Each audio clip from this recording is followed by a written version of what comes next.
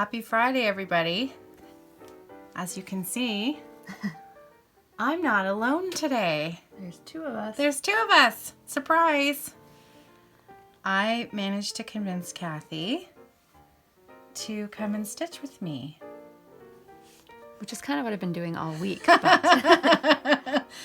That's right. Now I'm just recording it for posterity. Yes. So I thought you might enjoy seeing what she's been working on. Mm-hmm. So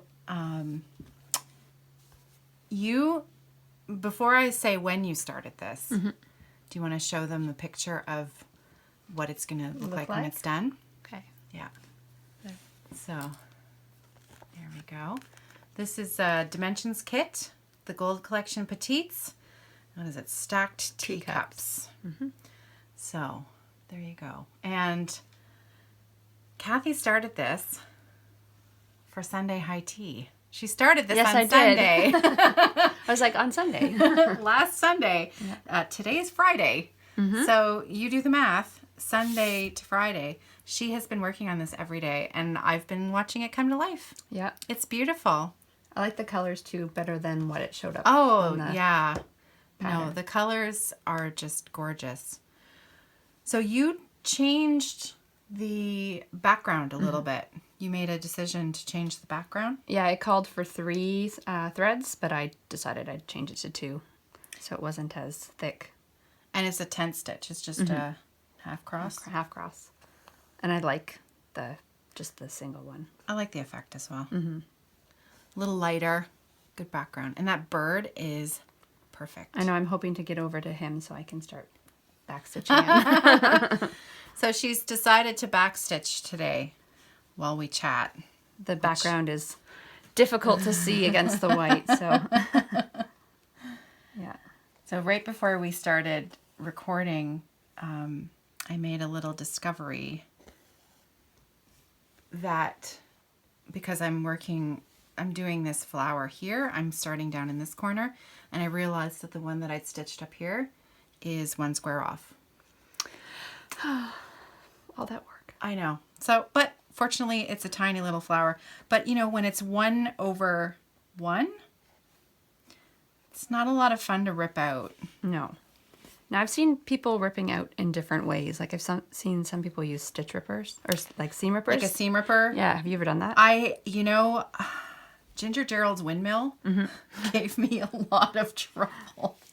For such a simple design, small design, I must have ripped out 4 of those blades and restitched them. And I did use the seam ripper then. Mm-hmm. But it was 2 threads over 2. Yeah. On 36 count. So there was some wiggle room there. There's no wiggle room on this. I wouldn't be able to use a seam ripper on it. I'm always a little scared. Yeah. Yeah, because then, it's hard to go back once you've gone through the fabric itself. You can fix it, but it's not easy. Well, there are a couple spots up here. I was off by 1 stitch, and so I had to rip it out. But I used the scissors to cut a couple threads, so I wasn't having to pull them all out individually. But sometimes the blade of the scissor, I don't know, seems you can have more control over it, though the seam ripper seems a little more dangerous. Well, because it could... Yeah. I'm always afraid it's going to cut something it's not supposed to. If I do it with the scissors, it's my own fault. Someone, there's a quilter in London who she sent me a seam ripper, a new kind of seam ripper that it only, you rub it against the seam that you want to take out, and it only affects the thread. Really? It doesn't cut the fabric. So if you hold it taut and then you run the edge of the seam ripper along it, it only affects the thread. That's cool. I thought I brought it. I'll have to try and find it and show it to you later. It is pretty cool. It doesn't work all that well all the time. In very specific circumstances, it works really well. So anyway, we'll see. So most of you know I'm working on an ink circles piece. This is Forest. Sorry, I'm going to just cover you up there for a minute. This is Forest Flower ink circles, and I've been working on this forever, and it's still not done. So it was time to get it out. I was going to work on shades of blue today, but it was too huge to fit both pieces in the screen. So I went for a smaller piece today. I have to go in the corner. Yeah, Kathy's in the corner. So, have you been having a nice week up here so far? Of course. Always. Yeah? Have I been a good hostess? Of course. Okay, yep. Excellent. This is my favorite place on earth. Well, I'm glad. I had... my principal had actually sent me a text, and I said that I was heading up to the family's cottage. Kathy's a high school music teacher. Yes. And I said, he's like, oh, surrounded by family. And I'm like, no, I'm going to be stranded on an island with water surrounding me and all the crafting time I want. He's like, that actually sounds really good. I was like, yes, I'm very excited. It is, isn't it? It's pretty nice. And the weather's been perfect. The weather's been great. Just the one storm, and we had one storm where actually I haven't told them about that yet. You know, I've been bemoaning the fact that we haven't had any rain, and we finally had a really good soaking, but there was some lightning along with the storm. And then 2 or 3 hours after the storm, we smelt smoke, and it was incredibly disconcerting. And I'm not just talking about a little bit of smoke. It smelt like fire. It was the get up out of your seat and check the electrical outlets. Find out whether the electrical outlets are okay. Go outside. And outside the smell was stronger. So then, of course, my next thing to check was my father-in-law, because he has a habit of tinkering with things. And I thought maybe he'd been, you know, doing something in the boathouse and had, you know, I don't know. Anyways, I went to go and check, and it wasn't him. But he and I went to the top of the, we walked to the top of the island. There's a bit of a high spot, and had a good look around and couldn't see anything. But over the course of the next hour, this sort of haze rolled in, and it was smoke. It was smoke from the forest fires that are about an hour north of us, and the wind had shifted, and all of the smoke and the smell had drifted across the bay, and that's what we were smelling, and it lasted all day. You know, our eyes were irritated by the end of the day, and but you know, we really got off lucky, because the wind shifted at around midnight, and then by the next morning it was gone. So, you know, those who are up in Killarney and living with the smoke daily, many of the small communities have been evacuated, but, you know, lots of people are living with that smoke on a daily basis, and it's awful. Yeah. It's really awful. It's like we've been at a campfire, but no marshmallows. No fun.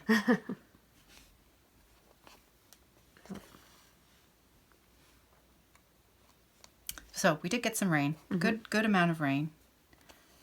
And you guys have been doing some swimming. Yes. It was a little hard to get in the first time and the second, but the third time I got in faster than Sarah did. So Georgian Bay never really warms up all that much all summer. It's always bracing. But it was nice. Yeah. And we have been knitting. Well, I've been knitting. You have not done any knitting. I'll do some this afternoon. Which for you is actually kind of shocking. Yeah, I have a couple. Well, because I got started on this one, I'm kind of hooked. Yeah. So it's so fun seeing it come to life. Yeah. And I mean, look at that back stitching. Yeah. Oh, it's so cute. I'm getting to the bird, so I'm excited. Well, I am not excited about ripping out that flower. No, all that work. I'm trying to concentrate and make sure I don't make any more mistakes on this. So we'll see. Anyways, John took the kids down to the dock for a swim so that we could have half an hour of quiet.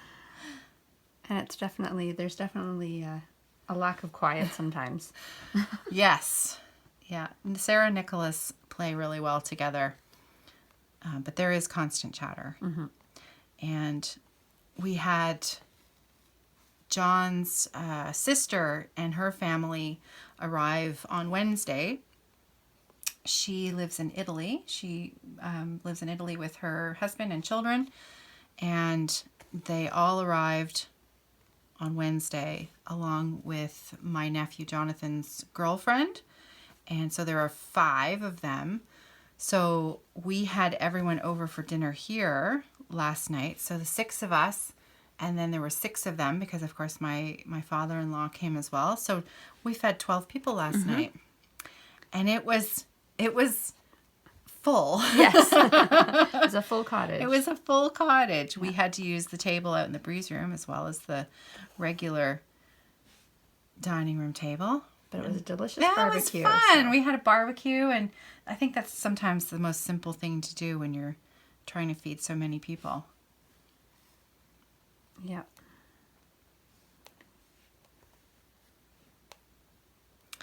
And on Saturday, we're having a birthday party. My father-in-law turned 80 in February, and so we are throwing a cocktail party for all of the neighbors. And I think at the last count, we were at 25, but I'm pretty sure I got an email yesterday that there are 3 more people coming. So I think John got a text that 2 more were coming, so. We could have a lot of people here. But, you know, cocktail parties, it sounds a lot fancier than what it's going to be. We're at the cottage, so people tend to come in their shorts and T-shirts, and, you know, it's very, very casual. Mm-hmm. And so we'll just have some snacks, and my sister-in-law is baking a cake. I'm looking forward to the cookies. Yep, there's going to be cookies. Sarah's making brownies. Yeah. So it'll be fun. You know what we didn't do this year is the pancake breakfast. I was going to say you're going to do that on Sunday morning. Yeah, no thanks. I'm still going to be cleaning up from the first party on Sunday morning. So we will probably still do it, but later in the summer once Heidi and her family have gone back home. Mm-hmm. You don't have the coffee urn. I don't have the coffee urn, that's right.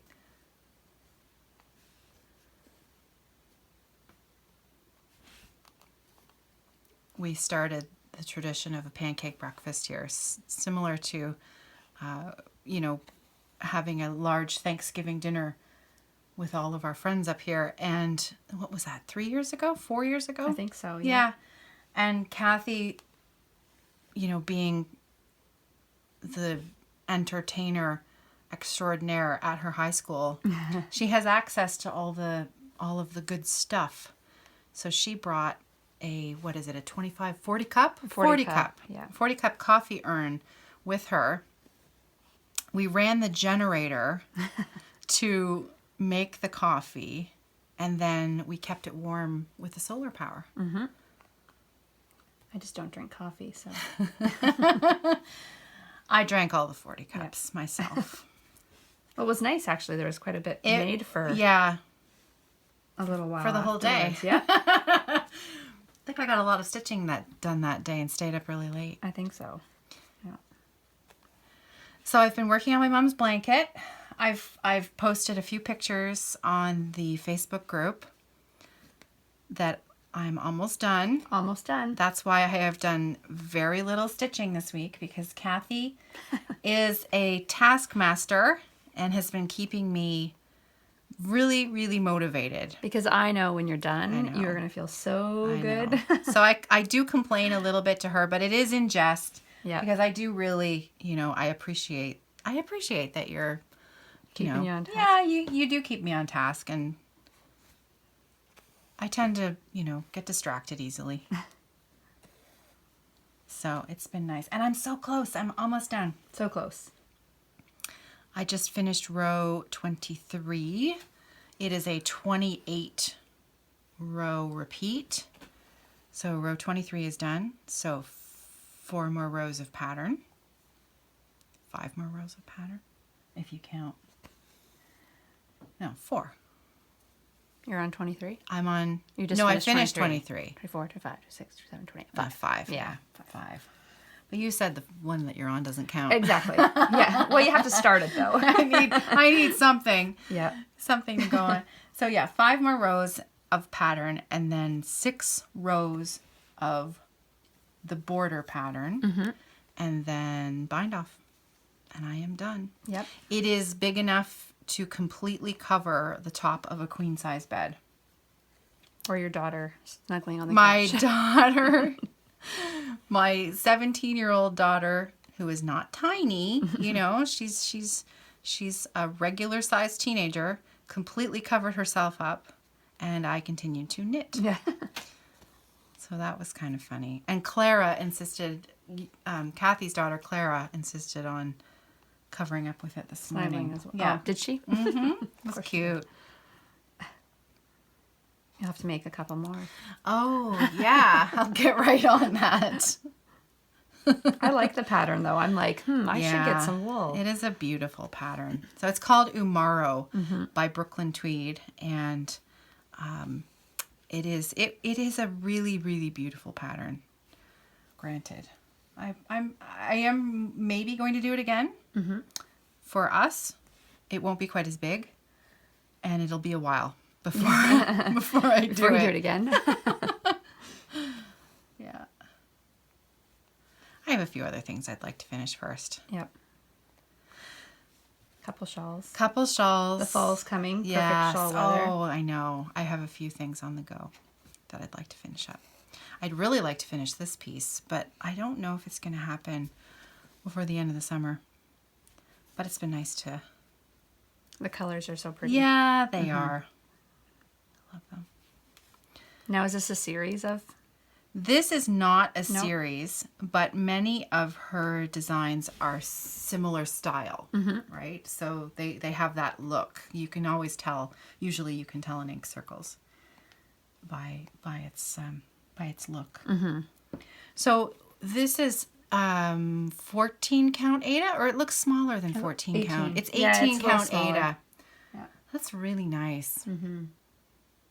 So 18 count Aida, and your cross stitch is 2 threads? Yes.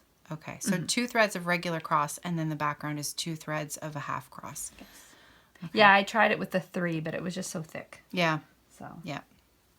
This is a 25 count even weave and 1 thread. I don't think I could possibly do 2 threads. No, I don't think so. 1 thread over 1. Yeah. It's so pretty.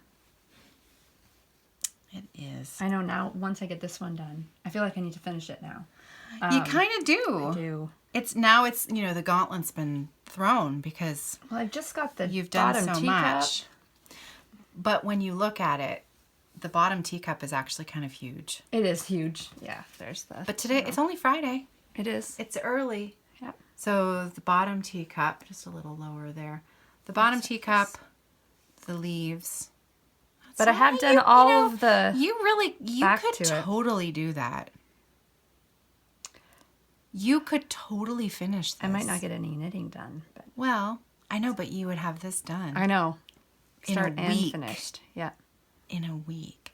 Monday's a holiday for us here in Canada. It is civic holiday. What's the name of it? I think it's just civic holiday. It's just a civic holiday. Yeah. Just because it's the middle of the summer and Canadians needed a long weekend. I guess it's too hot. Yeah. So pretty. You can do it. Yep.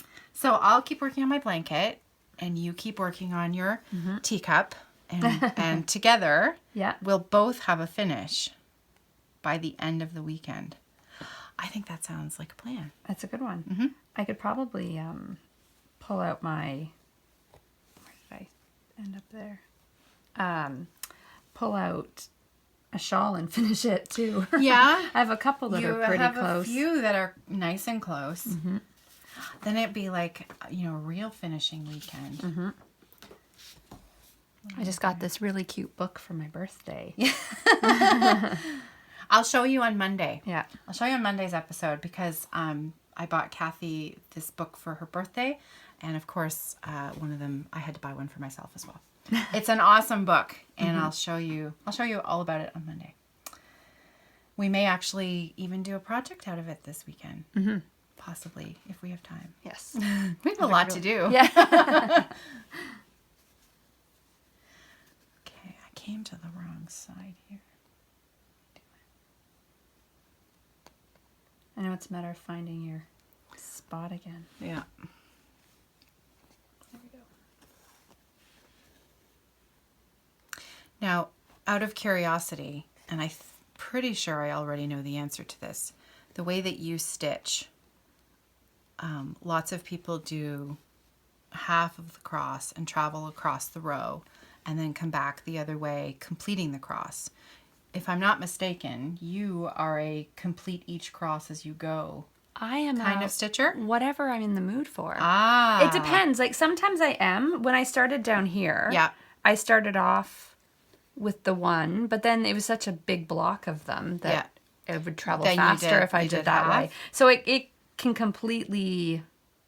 It also depends on my matters. mood. Depends on your mood. Well, that's interesting. Yeah. Mine depends on how close I am. Like here, I was over on this side of the flower, and I knew there was only one little stitch out here, and the rest of them were traveling this way. So I did the half cross over here, and now I'm coming back. But my preferred method is one at a time. Yeah. And when you're using a variegated thread, you should do one a at a full time. cross at a time. Yeah. And I think that's the thing. So I would do the exact same thing if I was traveling across and I knew there's one stitch that I had to get to, so I didn't have to, Yeah. I would do the same thing. And I find on the shades of blue, I'm a complete cross. Like complete each one. Yes. So me too. Yeah. And not carrying too far your thread. Right. Well, yeah. If you make a mistake. Yeah. Yes. Much further along down the line. Yeah. Yeah. Now your shades of blue, you're actually doing that on a 28 count 1/1. Yeah, it's very small. It is teeny tiny. It is It's even really smaller. It's really smaller than this. Yeah. Yeah. It's really small. Yeah. It's so pretty though. It is beautiful. Yeah. You should show it on the Facebook group. Because you brought it, right? I did. Yeah. I made a bag for it. I should probably pull it out and do a couple stitches in it, being that I made a bag specifically for Oh, you guys, you should have seen all the bags that Kathy showed up with this. They're 9 of them were loaded onto Etsy yesterday, and the rest are going up over the following.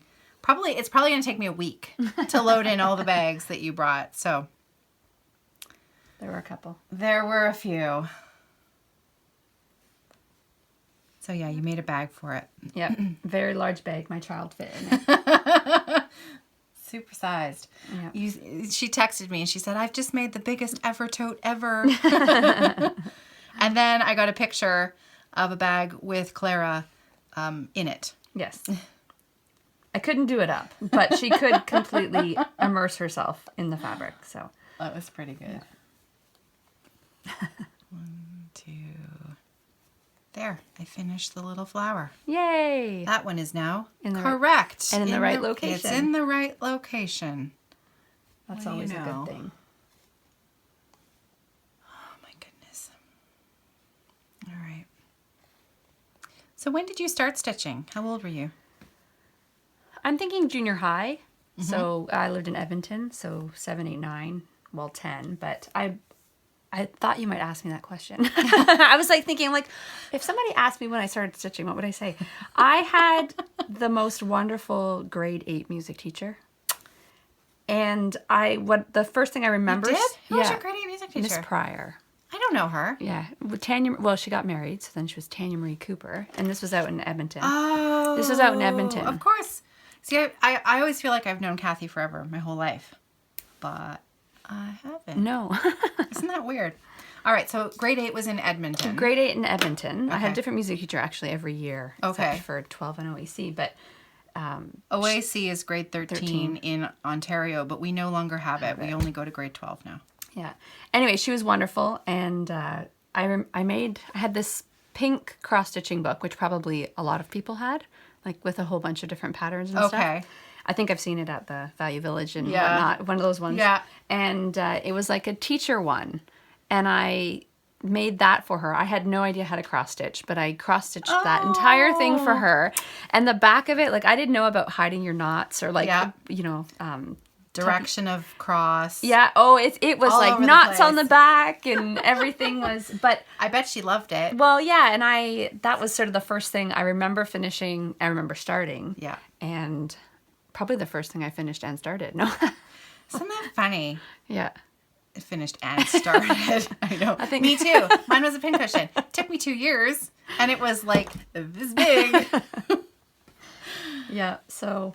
But yeah, we no longer are one project at a time. No, not at all. But I think it's interesting that you stitched at a young age and I stitched at a young age.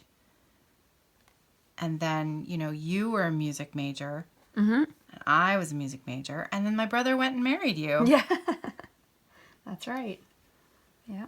So he married a crafter, which, has turned out to be very convenient for me.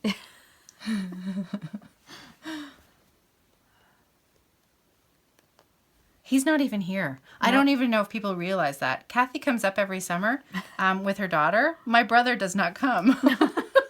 He unfortunately has to keep working. Yes. I'm lucky enough to get some time off. Well, you have a teacher's schedule, yes. So you've got some time off in the summer. 2, 3.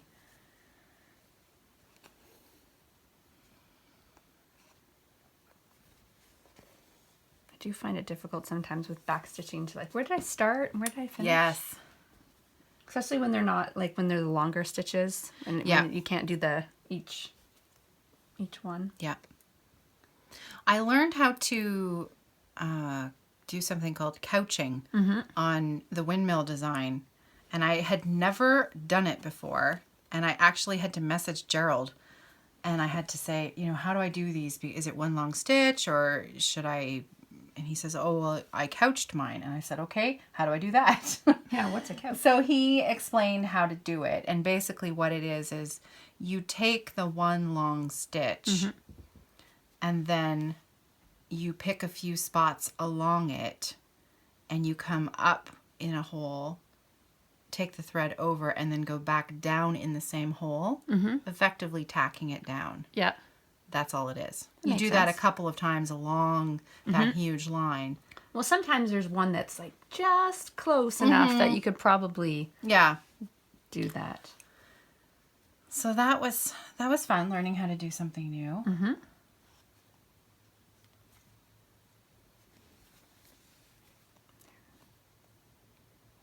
Ooh, I like the bird. Yeah, the bird is nice. It's cute little feathers. It is a really nice bird. The colors are good. I love dimensions kits. Well, and now the way they sort the threads for you, and they're in those little... Oh, you should show them that, actually, because that's new. Back when I did my first few dimensions kits, they didn't do them like this. So they sort them for you. You don't have to sort them yourself. And they come in this weird little thing that's glued onto the back. You can take just one strand out, give it a tug, and the rest is still kept secure in the sorter thing, which I'd never seen before. Yeah, and there's no more of that. Is that light green and that's dark green, or is that white or ivory or? Nope. Everything's got the number on it, so it's really clear. I think though, like I said, the one thing they need to do is put the symbol on it as well, because there's more than enough space up there. Why wouldn't they put the symbol on it? It's just one more step, guys. And that would make, our jobs a lot easier. Yeah. Our lives a lot easier. It's not really a job. No. I know. It'd be a great job. Yeah, it would be a great job. Stitch. That would be fun. But if it was your job, it wouldn't be nearly so fun. No, not anymore. No. I used to have that conversation with Kathy and Neil. Customers would come into the store and say things. Kathy and Neil owned Thread and I, which was my local needlework shop here in London, and they recently retired. We've been friends for a really long time. And customers would come in and say, oh, you're so lucky. You must get to stitch all day long, and what a wonderful job. And they're like, are you crazy? We don't have any time to stitch. They would go home, they didn't have any employees, so they ran the shop themselves. They would do all the bookkeeping and stuff at night from the shop, and then they'd go home, and any time that was left at night, they'd have to work on shop models. So I think that they are truly enjoying their retirement and stitching all the things. Yes. Because I'll tell you, they have a good stash. I can only imagine. Oh, I know. Yeah. My stash of cross stitches, not nearly as huge as my fabric stash. You have a ways to go. Yeah, I do. My fabric stash has a ways to go to catch up to yours. Yes. I'm working on it. I have been doing, well, fabric probably as long as you've done cross stitch. Yes. So. That's true. Yeah. I have a ways to go. 4, 5. I'm just going to finish this thread. I might get his tail finished. Do you start and stop your thread the same way I do? Sew it through the back? How do you start and stop? Or do you do the loop start? I usually start and stop in the back, but for the background stuff, I've been doing the loop start. Just because I'm like starting and stopping, like starting in random spots. Yeah. So it was easier than trying to tuck it in. So again, it depends on my mood. Then that's the nice thing, because it's not right or wrong. Well, once it's framed, who's going to see the back? Yeah, nobody. So I always wondered that too. I was thinking, if I got this finished, we have a local fair. Oh, and enter it in the fair? Yeah. Well, and then I'm trying to get Clara to finish something too, and she can put it. And I think that's if it gets framed, they don't see the back anymore. They can't tell, exactly what my stitches look like. So. There are a number of stitchers in the States, at least, that I've seen Instagram posts. Rosalie Colby rings a bell. Oh, she is an amazing stitcher. I mean, just incredible stuff that she produces. And I know she's entered some stuff in the fair. And I know there's a bunch others of, English. There are a bunch of other stitchers as well. But well, we did a off the top class of my head. Years ago. Yes. And so did you enter that piece? I entered that piece and I won. Did you win? I did. I am not surprised. I still have the red ribbon attached to it. Now, and do you wait for people to ask you about it when they come over?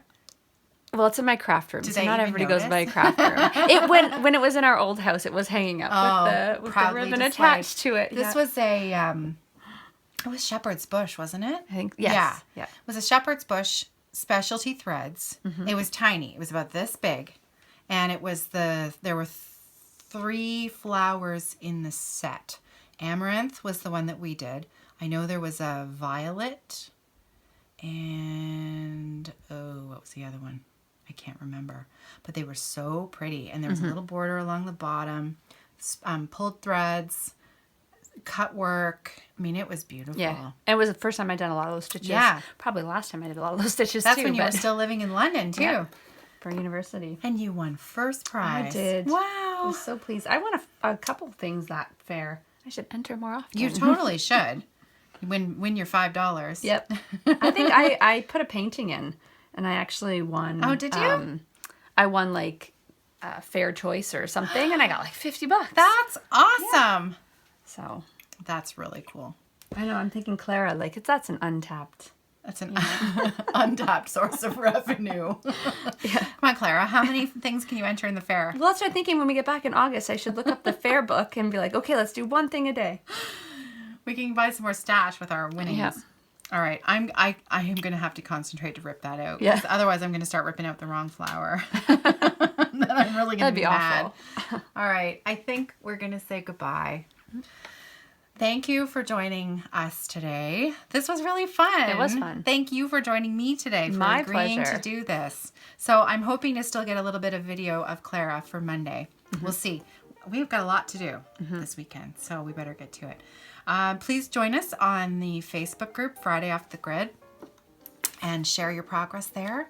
And we'll be sharing our progress. And tonight is our big stitching party. Yes. 6 hours from 6 p.m. till midnight. Oh, so we have to. Your time zone. We have to. We have to. That means I am not knitting on that blanket tonight. I'm stitching. It means you have how many hours? No. I know. I better get going. Got to finish the blanket. Yeah. And that's it. I'll see you guys on Monday. Happy stitching. You gonna say goodbye? Goodbye. Happy stitching. Bye, guys.